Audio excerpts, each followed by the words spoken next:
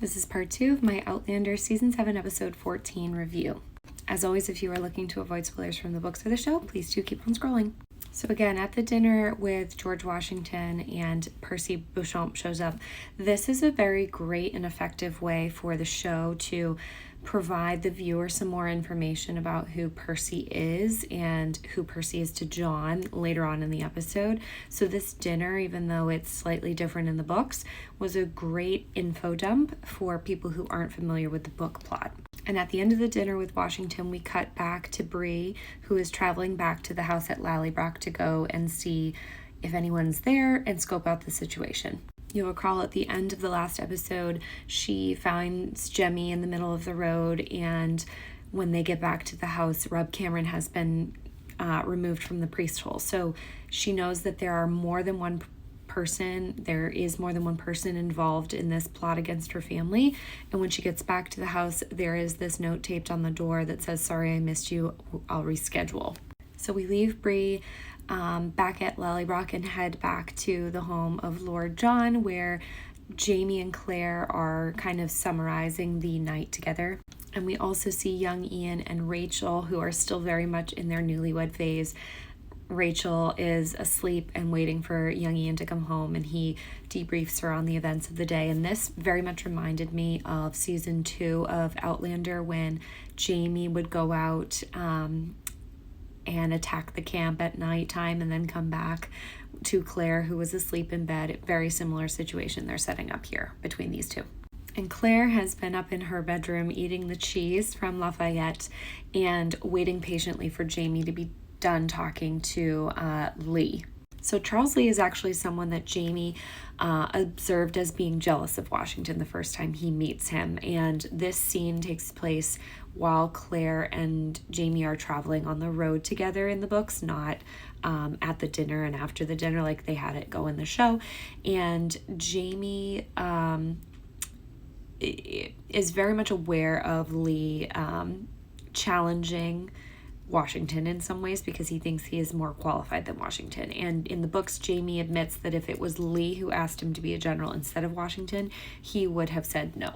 Charles Lee is a real person from American history. He actually leads an assault on the British at the Battle of Monmouth, which will likely happen maybe next episode or the one after, which fails. And he was subsequently court-martialed, and his military service was brought to an end afterwards. And he passes away in Philadelphia in 1782.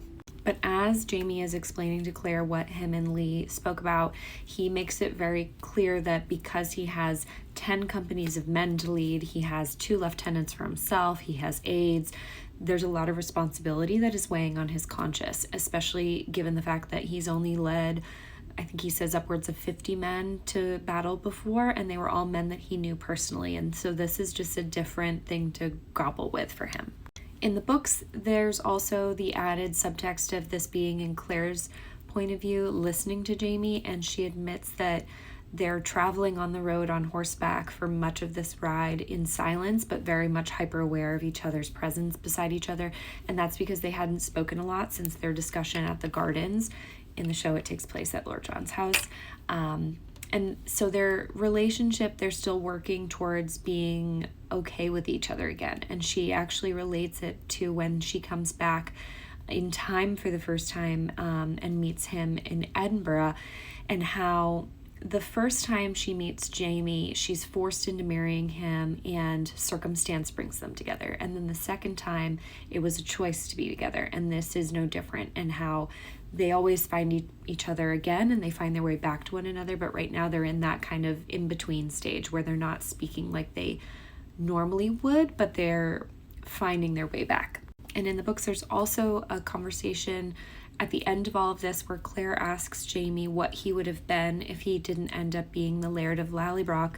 And he has this really great line where he says that he does have a hard time with what the Lord called him to do, which is being a soldier every now and again, but he never argues with how he made him. And because if he didn't make him that way, then he wouldn't have Claire, he wouldn't have Brianna, and he wouldn't have his grandchildren. So I just thought that was a nice thing to let you guys know happens in the books, and Claire agrees with him.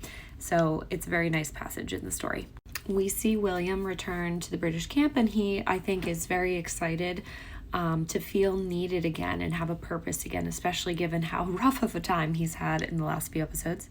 But he arrives still very much out of sorts, and he's visually not put together like he typically is, and I think that's a reflection of how he feels on the inside, certainly. He gives his dispatch from General Clinton to this officer who's very unimpressed with his appearance, and the man actually calls him a groom, or compares him to a groom, I should say. And as we know, don't go calling him a groom, because he knows who his dad is now. And again, I just really, really love Charles in the role of William. William was not one of my favorite characters in the books at all, and I love when he's on screen now. I thought last episode without William, I was missing him. I was hoping that he would show up, and when he didn't, I was kind of sad. When William gets back to his tent, he's speaking to himself in Latin, which I think is another way for them to tie his similarities to Jamie. And we see our favorite, Jane, and her younger sister, Fanny, show up in the background. Slight change from the books, not important, but the setting in the books, he is with his horse down by a stream, and he's getting into the stream when Jane and Fanny appear rather than in his tent like they are here. This scene, it takes place in chapter 53 of Written in My Own Heart's Blood if you would want to read it, but the dialogue is very much the same, very similar dialogue, and we finally get to see the casting of Fanny, who I was so excited for. In the books, she is tongue-tied. In the show, they have not made her tongue-tied. I'm curious if they'll come up with something else for her, but that is something that later on comes up as kind of an important feature of hers, is that she's tongue-tied. But this little girl is so cute. And immediately William's like, what on earth are you doing here? And Jane lets him know that they're in search of his protection because Harkness came back, and they leave out kind of the more detail about why they're on the run or trying to escape until later in the episode. I made a whole video on Jane and her storyline if you do want to go watch that. It's a few videos back. Highly recommend if you like her character as much as I do. And William reluctantly but also willingly agrees to protect them and keep them safe, and he vows that he will find her a job because he does not want her to be a lady of the night while on a British camp with soldiers. He is hoping to find her something to do where she's not going to be treated poorly, and Fanny will be protected. So I love them together. I think these two actors have such great chemistry with one another. I absolutely love every scene that they're in together. She also gives him back the gorget, I think I might be pronouncing that wrong, that she had on her person. So a very lovely scene between these two. Back at Lallybroch, we see Brianna getting staked out in the woods, looking to see how many people are inside the home. She starts counting them when the children arrive, and she's so paranoid that Rob is going to come out and take Jemmy again. So she runs back to the van and tells them to stay in the van so that they aren't captured. And I'm glad, because pretty much everything that happens in the books takes place in this scene.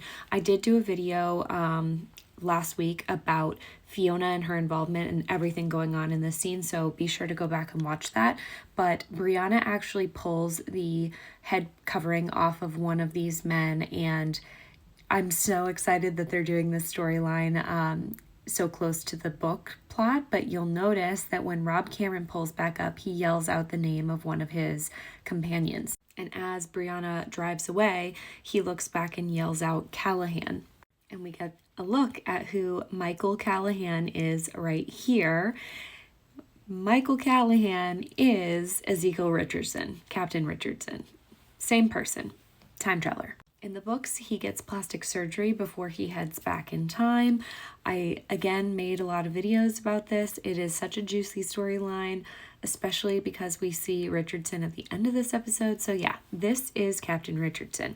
And we see Bree talking to Fiona after, in the aftermath, and Bree deciding that it's time that her and the kids come up with a secondary plan to escape from all these crazies, and that they're going to go find Roger, which Fiona knows means they're going back through the stones. Her husband does not, so her husband thinks they're just going back to Boston. In the books, Lionel Menzies also helps them escape. He is clearly not in this part of the episode, but he helps them deduce who Michael Callahan is later on. and come back for part 3.